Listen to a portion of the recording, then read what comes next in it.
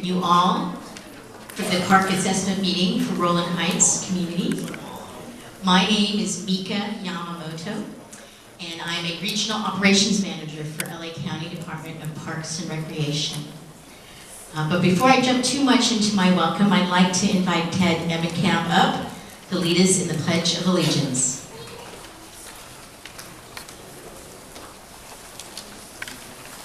Thank you, Mika. Would you all please rise and join me in the Pledge of Allegiance? Please put your hand over your heart.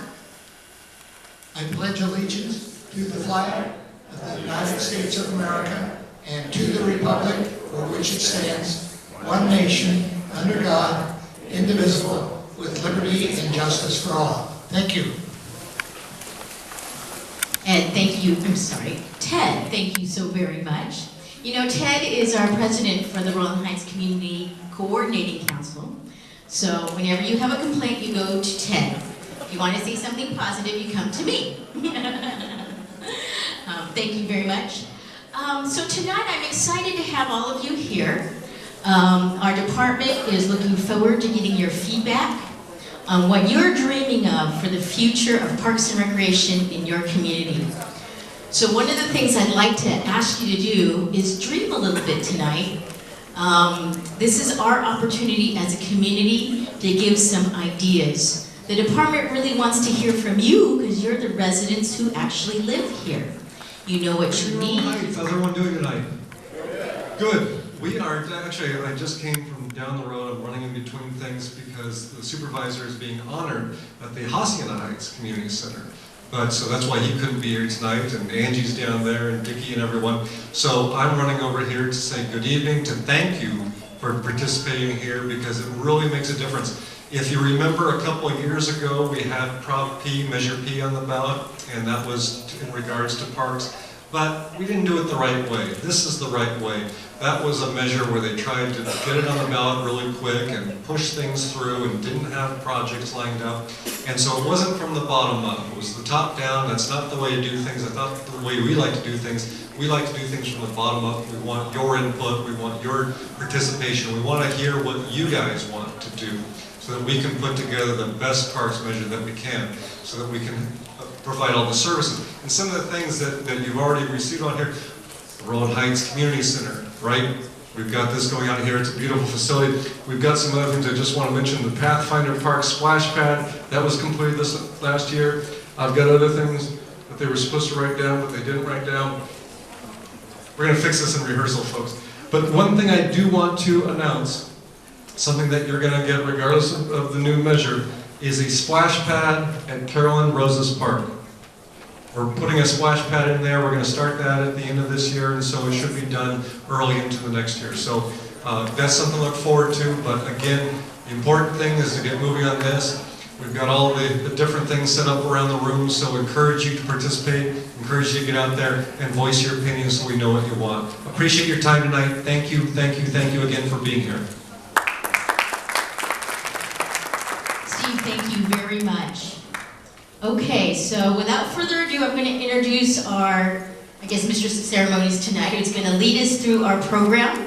I know she's going to be very concise with what we've got to do because she's going to try and keep us on time tonight, so I'll ask you to be respectful of that as well. I'd like to introduce Michelle O'Connor. She's one of the department's planners, so we're in good hands tonight. All right, thank you. Also going to be joined by Debbie Enos from the Roland Heights Coordinating Council, who was integral in actually setting everything up for this meeting and doing a lot of behind-the-scenes coordinating to present this information to you today, and also to present some options for proposed projects in your community. So I think a big thank you is definitely due to Debbie.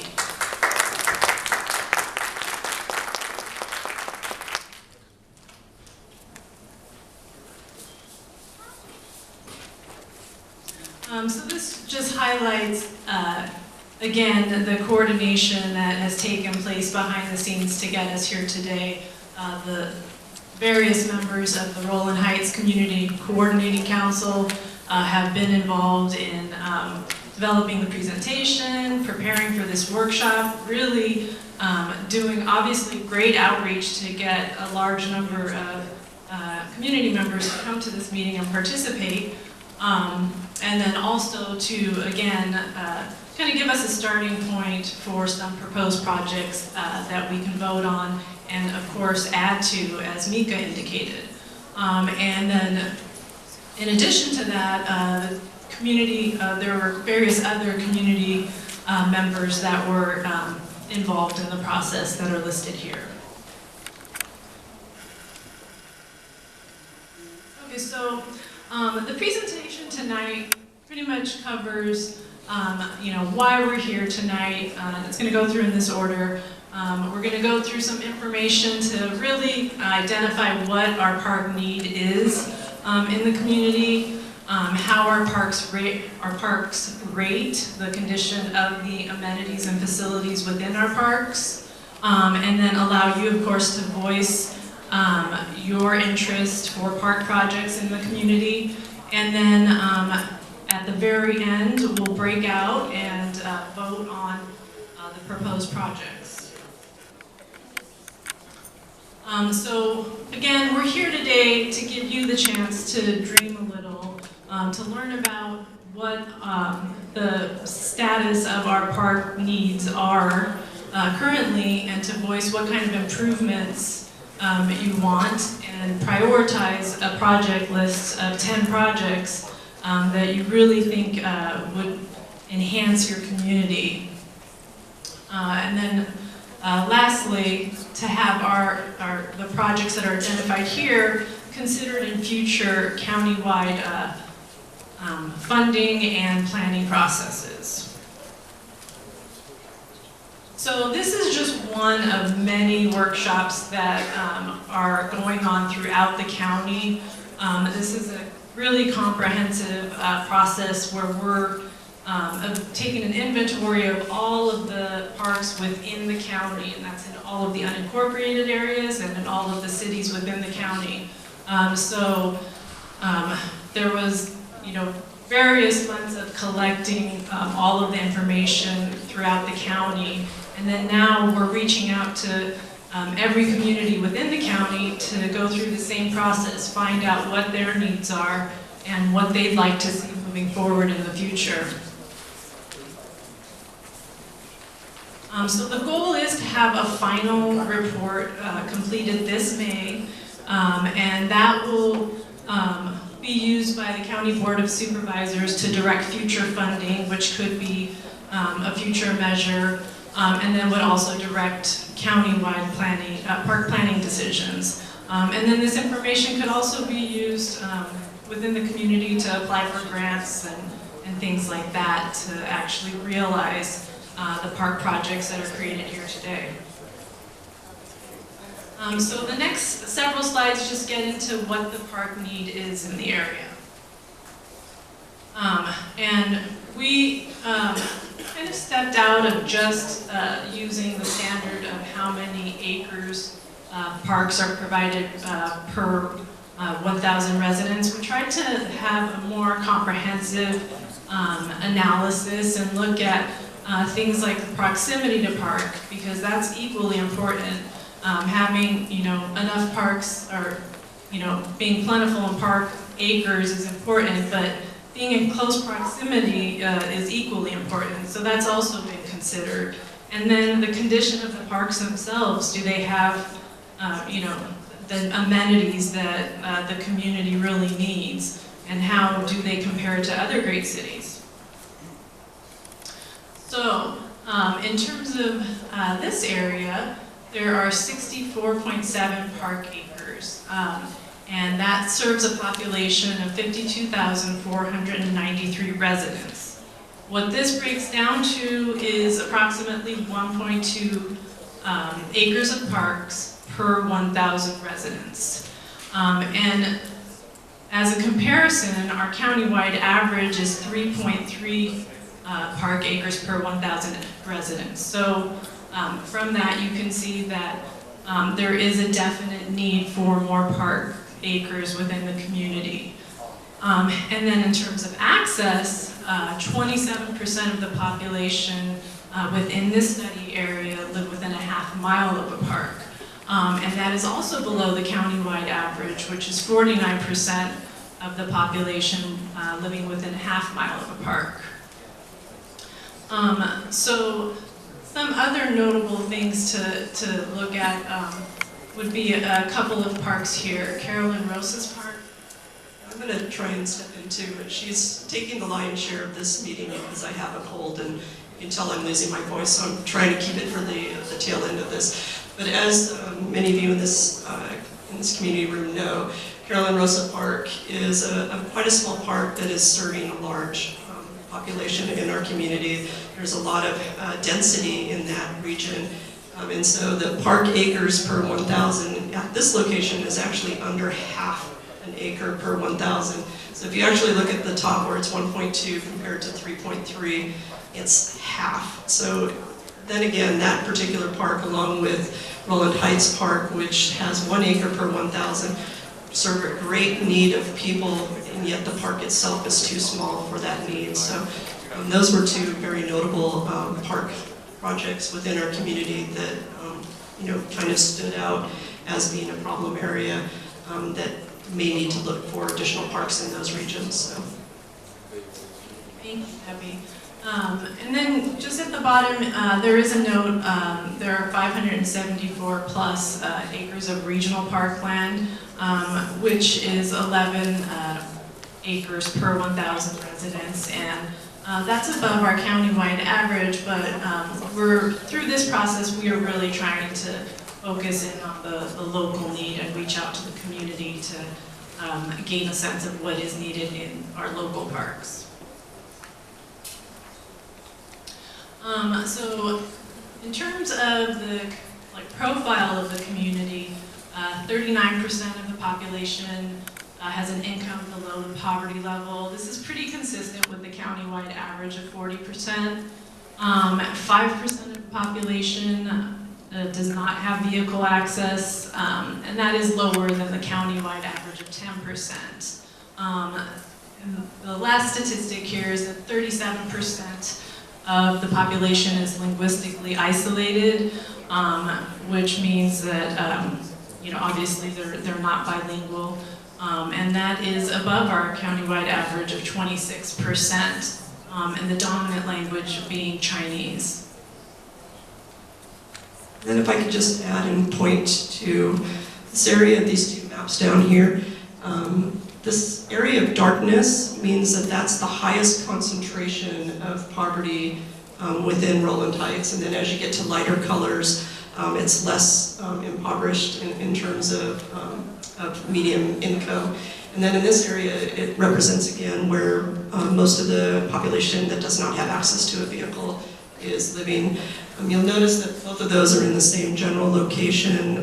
It's basically the north portion of Roland Heights, somewhere between Fullerton and Nogales and Colima as the boundary, and then a little bit south of Colima within that basic general area. So as we get into the next couple of slides, you're going to see that that darkness continue as a theme that's going to be happening throughout these next few slides. So this is a map of the combined community characteristics that we covered on the last slide. And so I think what's just important to note here are kind of the darker concentration levels, which would indicate kind of higher need areas. Carolyn Rosa's Park is here, that's Roland Heights, and then we are here.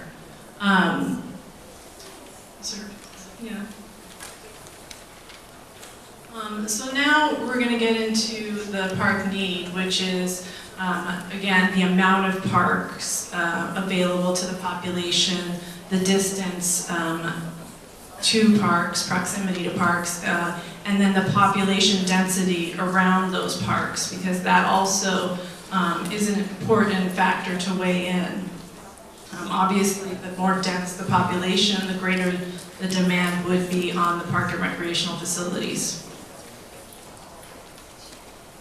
Again, I think what you'd focus in on are the areas in red, orange, primarily, which indicate the greatest need. So in this first slide, you could see that obviously most of the study area is, does have a high demand or a high need for parks. And in terms of distance, there's still quite a significant need to provide parks that are more readily accessible and closer to members of the community. And then lastly, it looks like in terms of population density, that's not as big of an issue. So how do our parks rate? As part of this process, an inventory was done for the parks, and then all of our parks maintenance staff identified exactly what facilities are provided in each park and rated their condition. So this is a composite or a table that highlights various amenities that are provided, identifies their quantities and their condition. Again, to focus in on those in red and yellow, the greatest need would be for the poorest conditions relate to baseball fields, picnic shelters, playgrounds, community centers, and restrooms.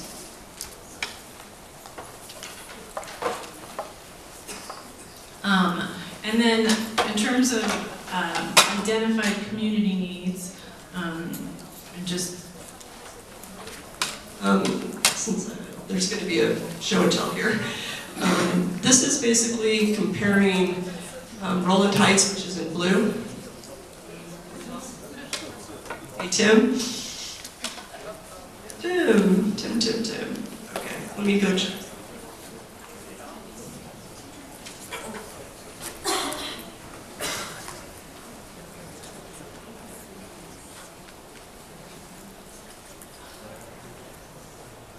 It was close.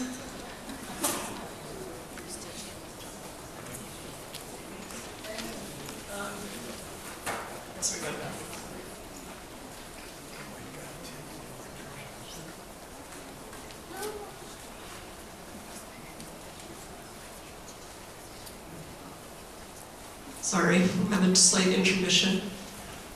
Bear with us.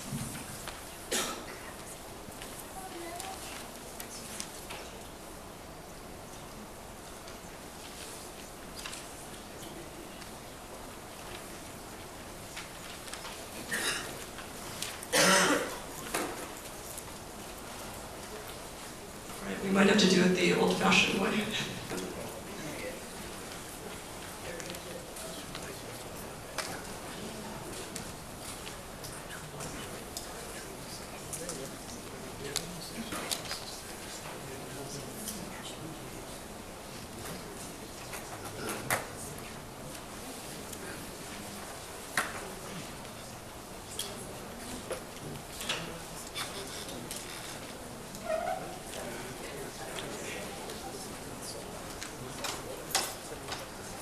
Technology.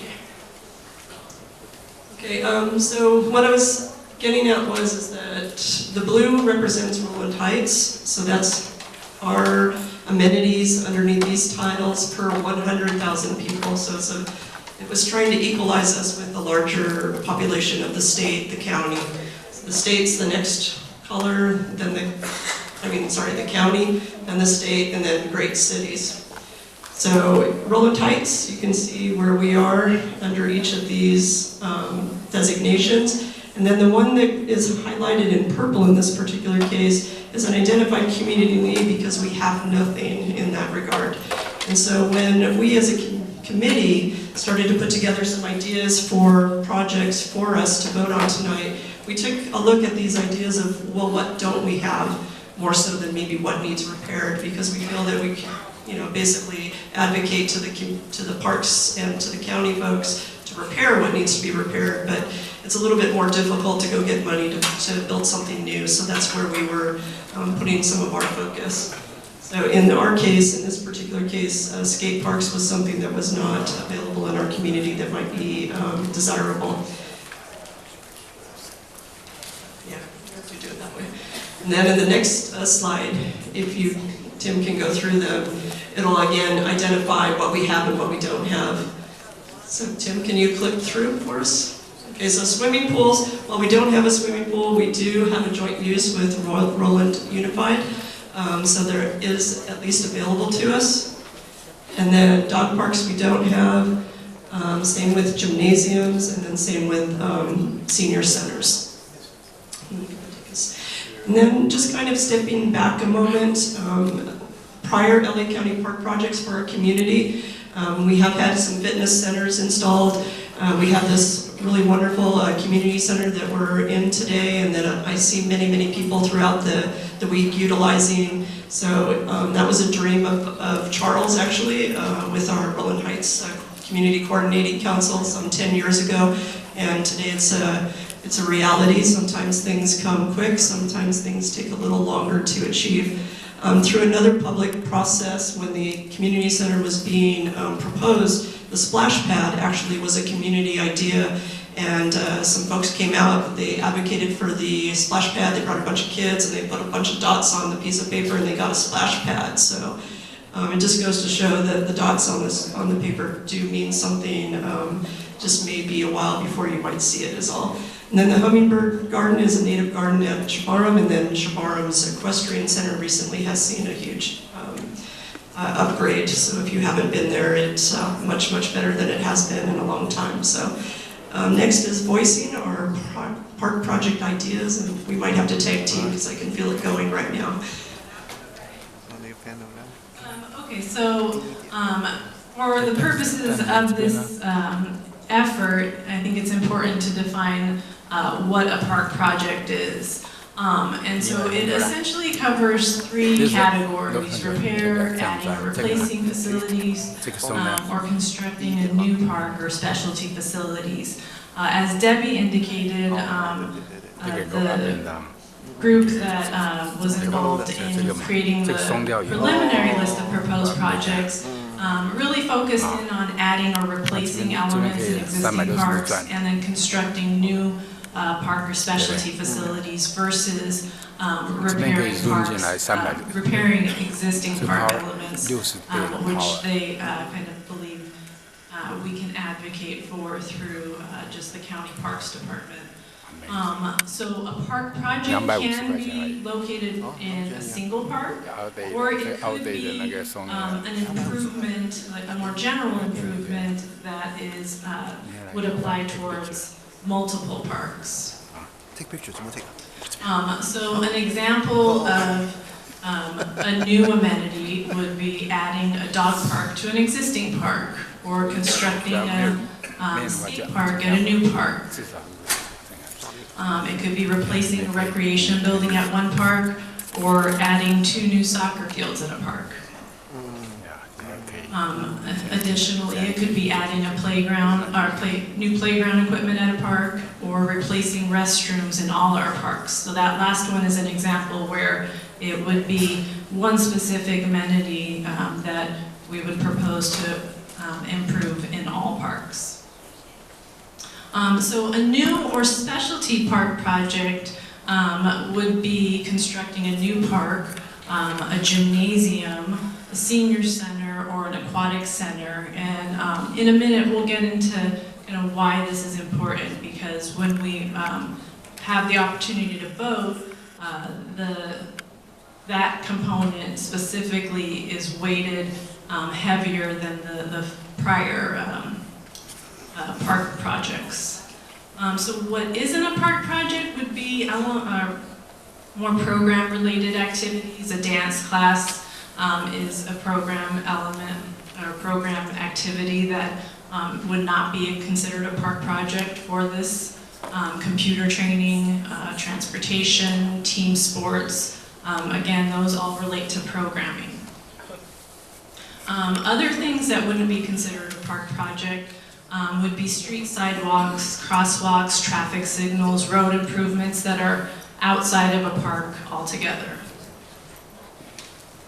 So let's see here. Probably try this one. This is long.